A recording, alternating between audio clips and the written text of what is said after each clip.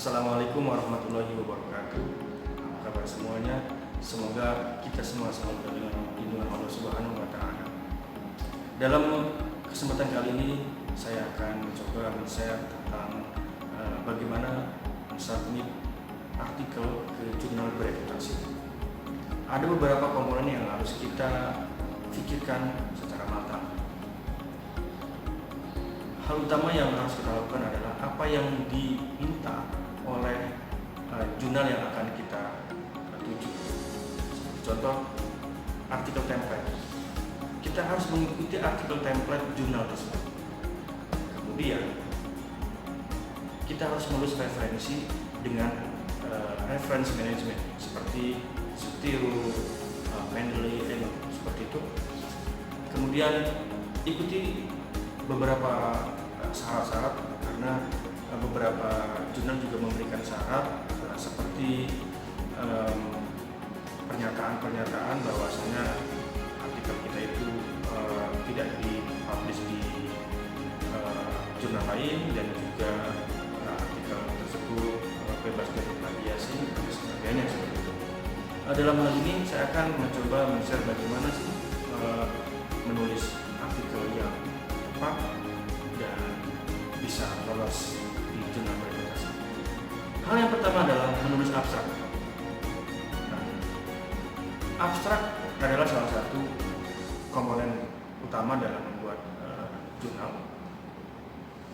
Abstrak adalah sajian singkat tentang isi artikel kita, yang mana abstrak itu harus mengandung latar belakang. Latar belakang di sini kita harus menulis secara singkat. Memang latar belakang itu tidak wajib ada, tapi jika diinginkan maka tulis saja satu kalimat untuk menggambarkan latar belakang tersebut. Kemudian kita tuliskan tujuan penelitian. Tujuan penelitian kita apa yang sesuai dengan apa yang sudah kita lakukan. Selain tujuan, ada metode.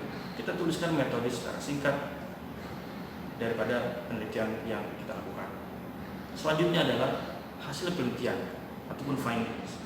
Kita utarakan apa saja hasil penelitian dalam penelitian kita secara singkat juga. Dan yang terakhir adalah simpulan. Nah, setelah selesai kita simpulkan secara singkat juga daripada penelitian kita. Dan hal yang harus kita perhatikan bahwasannya abstrak harus berdiri sendiri. Tidak boleh ada rujukan seperti referensi, gambar, tabel seperti itu. Kemudian dalam menulis abstrak kita harus menghindari singkatan-singkatan yang tidak umum digunakan.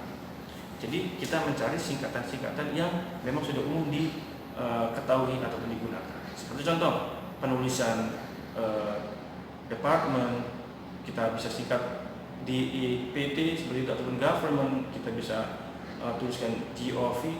Nah, seperti itu. Bagaimana untuk mengetahui bahwasannya singkatan itu sudah umum atau tidak? Kita bisa lihat di glossary vocabulary. Kita bisa lihat dari sumber-sumber seperti di internet, seperti itu.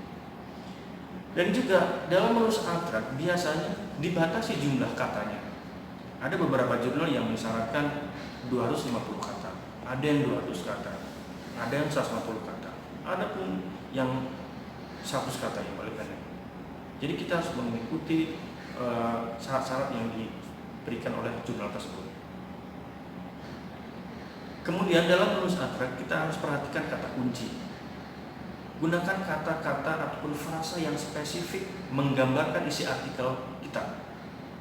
Nah, itu untuk menggambarkan bahwasannya isi artikel kita. Kemudian pikirkan kemudahan dari kata kunci yang sudah kita gunakan. Misalkan kata kunci itu mudah dicari di mesin pencari seperti Google. Oke, mungkin itu yang pertama. Dan langkah kedua yaitu pendahuluan, ataupun dalam bahasa Inggris introduction. Selain abstrak, introduction. Bagian terpenting dari menulis pendahuluan adalah kita pikirkan state of the art ataupun kekhasan dari tulisan kita. Kita bisa melihat overview beberapa literatur sebelumnya. Jadi kita bisa lihat beberapa artikel rujukan daripada artikel yang kita buat ataupun konsep-konsep teori dari para pakar. Kemudian pikirkan juga tentang gap analysis. Jadi mengapa riset ini perlu dilakukan? Apakah keunikan artikel ini lebih baik ataupun lebih unik daripada ataupun dibandingkan dari artikel-artikel sebelumnya? Nah, itu ada state of the art gap analysis. Kemudian kita bisa menyatakan tujuan penelitian kita dalam pendapat itu. Dalam menulis state of the art, minimum kita kupas 5 literatur untuk menjustifikasi novelty ataupun menjustifikasi kebaruan daripada penelitian kita. Biasanya kita bisa lakukan 2 ataupun 3 paragraf. Jadi dalam mengupas penelitian sebelumnya itu, kita tidak harus menjelaskan secara keseluruhan. Kita bisa jelaskan secara pertemuan ataupun per findings. Jadi setiap paper itu kita utarakan findings.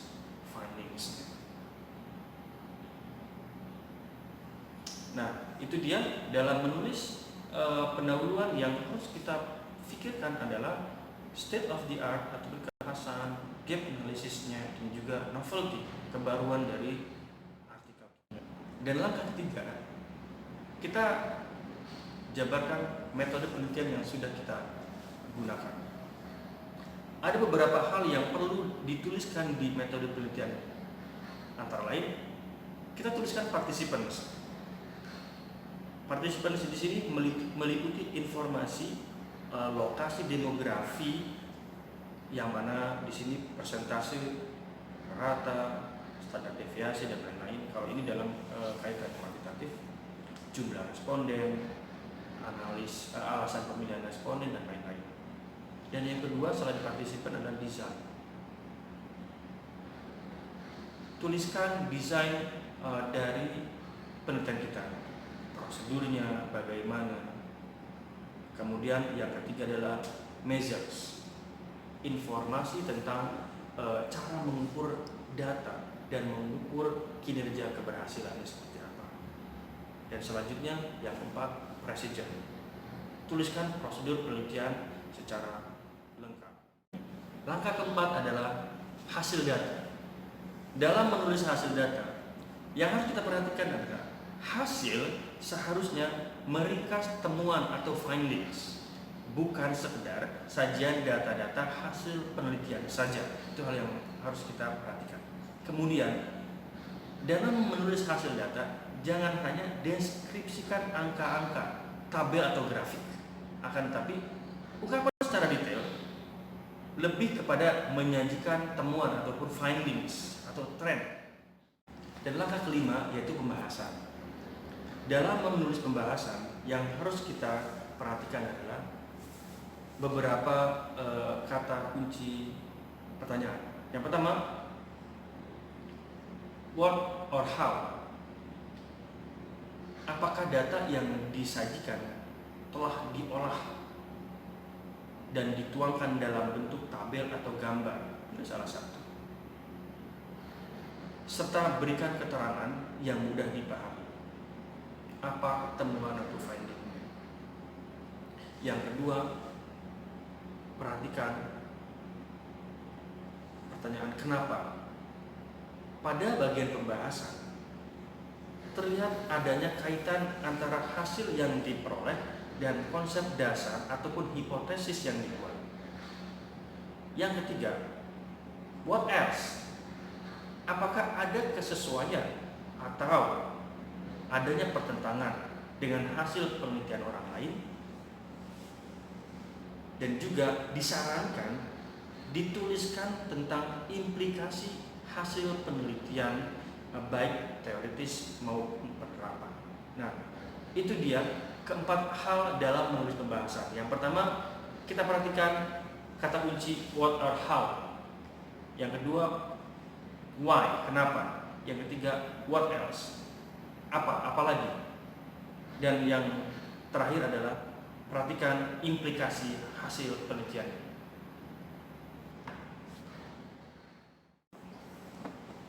Dan langkah selanjutnya ataupun langkah keenam yaitu simpulan.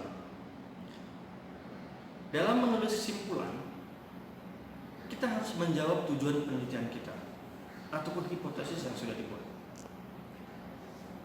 Simpulan itu harus menggambarkan inovasi ataupun perbedaan dari ilmu pengetahuan yang sudah ada ataupun tren yang sudah ada. Jadi adanya sebuah kebaruan inovasi yang dilakukan oleh penulis.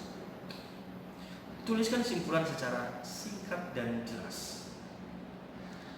Jangan menulis ulang pembahasan yang sudah ada di langkah sebelumnya. Dan langkah ketujuh yaitu menulis daftar pustaka. Dalam menulis daftar pustaka, kita harus merujuk ataupun mensitasi ataupun mengutip pustaka-pustaka utama saja yang dibaca. Jadi perbandingan antara jumlah sumber acuan utama ataupun primer dan jumlah sumber acuan ataupun sekunder sebaiknya lebih dari 80%. Dan juga kita harus baca baik-baik daripada panduan mensitasi atau panduan menuliskan daftar pustaka di Author Guidelines jurnal yang dituju. Karena beda jurnal, beda aturan. Ada yang meminta style APA, ada yang kurangnya, dan lain sebagainya. Jadi kita ikuti saja apa yang dimintakan. Dan juga harus diingat, gunakan aplikasi citasi. Karena para pengelola jurnal sangat concern terhadap hal itu. Bisa kita gunakan seperti aplikasi Mendeley, aplikasi Zotero, EndNote, itu bisa kita lakukan. Baik, itu dia pemaparan singkat tentang bagaimana menulis artikel yang ingin disubmit di jurnal reputasi. Terima kasih sudah menonton video ini. Selamat berkarya, selamat mencoba, dan menulis adalah sebuah keterampilan dan menulis bisa dipelajari jika kita sering berlatih. Terima kasih. Assalamualaikum warahmatullahi wabarakatuh.